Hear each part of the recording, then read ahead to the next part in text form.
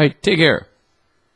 How are you? Okay, this is Coheed and Cambria. Welcome home. This is the verse. So I'm just going to start with an E power chord. What's kind of cool about this, though, is this rhythm. We have these 2/16ths and an eighth to give us a down, up, down, down, up, down, down, up, down. So if we're talking about one beat, these 2/16ths and eighths are making up each beat. Tick, tick, tick, tick. Now, that eighth note is actually staccato, so it's very short. So it's almost like 3/16ths, as opposed to letting it ring. So I'm just dropping my fingers of my left hand here on the string to have that staccato, that rest on that third note. And it's all slightly palm muted. Or is it? Wait a second. No, my fault. It is not palm muted. Because it's played with chords, not on this open E. I was just showing you the rhythm on the open E. So we're going to grab an E power chord here in 7th position, but this is on strings 4 and 5. So I got my first finger on the 7th fret of my 5th string and my third finger on the 9th fret of my 4th string. And I'm blocking the low E with my middle finger. So when my pick comes across the strings here, I'm only hearing these two. And the 2/16ths and an eighth, I'm going down, up, down. And then I'm releasing this pressure here to make this that staccato and that stop. I'm also kind of dropping my hand in here. Just very quickly, again, just to kind of increase, so that third note is very sharp. So this is what we're playing on each beat, just, that's one beat, right? That would be the rhythm just on our low E. So we do this 4 times for one measure, each beat, 2, 3, 4. Then we're going to put the pinky on the 10th fret of that 4th string. This is giving us, it's like a C chord, but with E in the bass. So this would be written as a slash chord, C/E. It's kind of a cool sound. It's also the interval of a 6, a minor 6.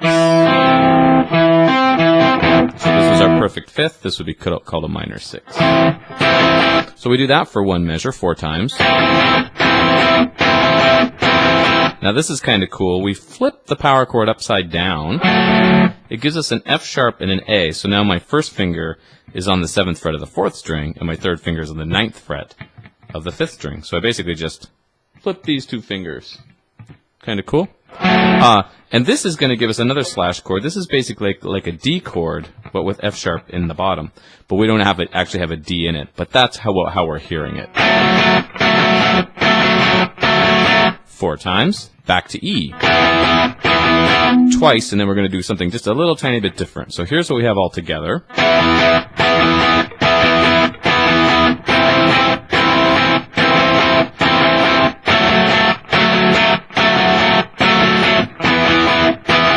We have 2 beats to finish this 4-measure riff. Notice on the D over F sharp, I brought my thumb up. I just find that a little bit easier than my middle finger when I flip that power chord the other way to give us that D/F sharp. Cool sound though, right? So all that's left is on beat 3 and 4 of that 4th measure. Instead of doing our 2/16ths and an eighth, we're going to do 4/16th notes on beat 3. So just down, up, down, up. Then on beat 4, we will put one more E power chord for a down and immediately come to a D power chord with an up, which would be on the E of beat 4, 4E. 4E. And that one is held to for the rest of the measure, so it's a dotted 8th note. So that last measure is. So if you're just looking at beat 3 and 4, you're hitting this E power chord 5 times, 4 for beat 3, right? Down, up, and then down, E to D. That's beat 4, 4E. And that's the verse. There's a second guitar part that comes in that I'm going to show in another video, but it's really, really cool. Yeah, so here we'll if you want to try playing along with me, I'll just put this back on. Here we go. 1, 2, ready, go.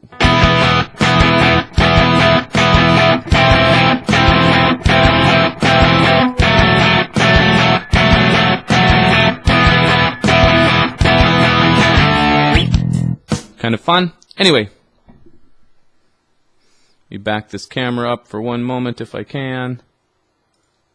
There we go. So, again, thanks so much for watching Teague. Like, subscribe, musiclearning.com. Follow the link in the description to go to a page. I'll hopefully get some material up to go with this. Thanks so much for watching.